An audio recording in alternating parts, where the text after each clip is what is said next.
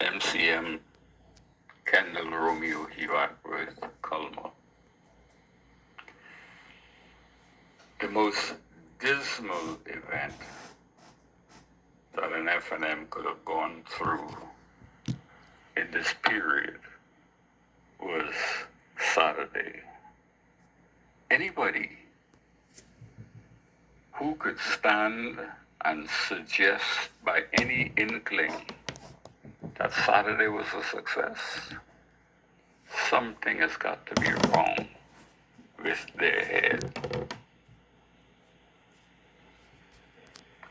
Because it's not the FNM that I knew. It was a day when all FNMs, all hands would have been on deck. When it was Hubert Ingram time as leader of the FNM, whenever there was an event, all hands were on deck.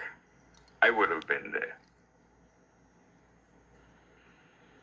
But, one of the things that Hubert Ingram didn't do, he didn't push FNMs out.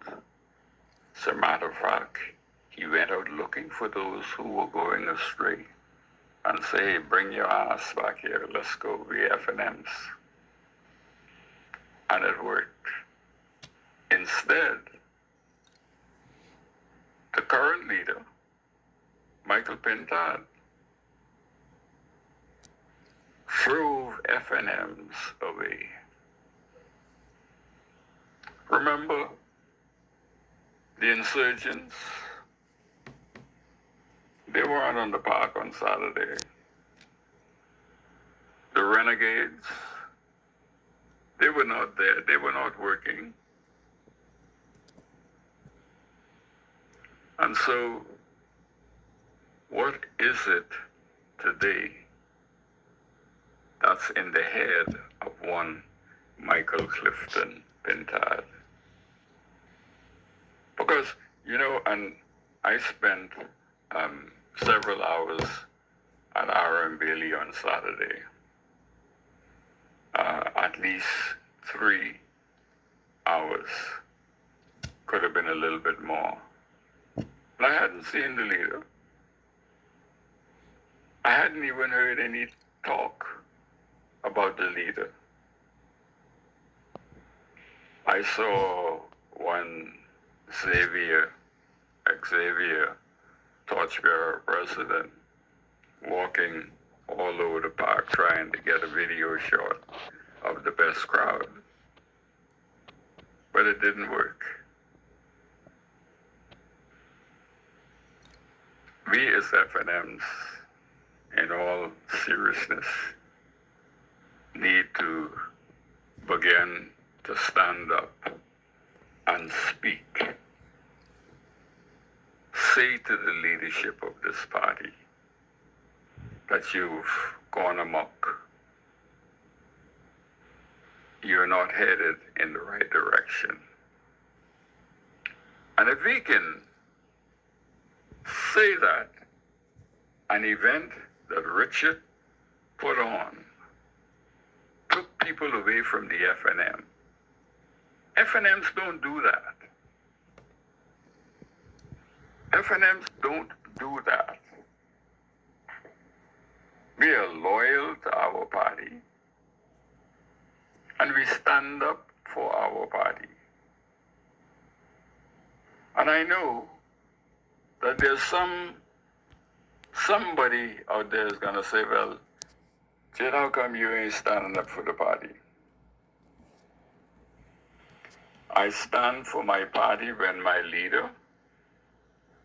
the leadership command me to do so. I stand for my party when I can recognize that my leadership is headed in a direction that is beneficial to all FNMs. When the leader, Michael Clifton PINTARD, is going to say to a former leader,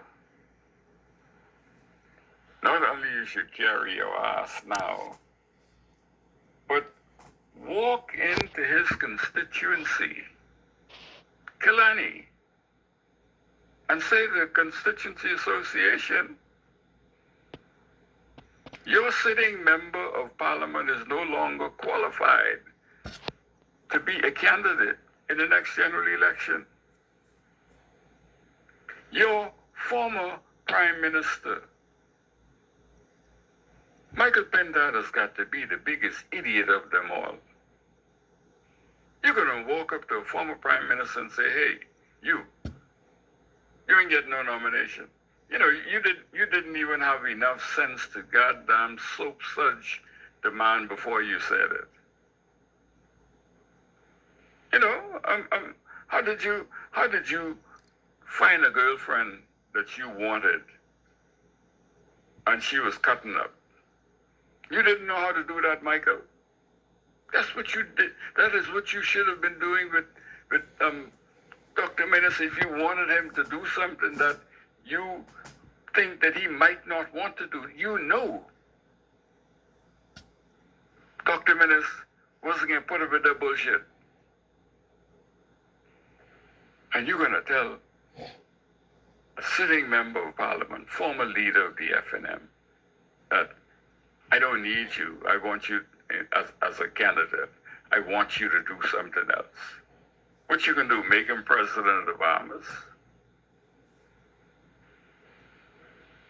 Ladies and gentlemen, FNMs at large, we're in trouble.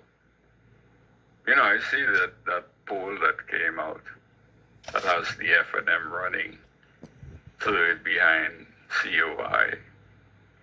I really don't pay too much attention to it. But, you know, the person who did that could be right. We could be running third to the COI because we're not doing anything to mobilize our base. We're not doing anything to enhance the ability of those hard-working FNMs to get together like a project on R.M. Bailey Park.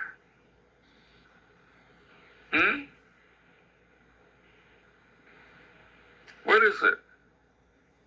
Mr. PINTARD? Mr. Leader? I'm going to say to you one more time, sir, and I hope I never have to say it again. You need to begin to lead. And you're not leading when you're chasing people away. Mr. Chairman, Dwayne Sands, I said this to you before. If you did not become the jackass that you are now, when you push Richard out of the FNM, we would not have been in the position that we are in today. And so I say, let's get it right.